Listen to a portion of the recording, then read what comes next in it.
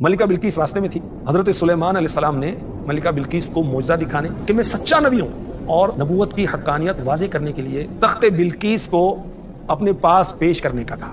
تو ایک جن نے کہا کہ وہ تخت میں آپ کی خدمت میں آپ کے اس مقام سے کھڑے ہونے سے پہلے حاضر کر دوں گا، کچھ دیر میں.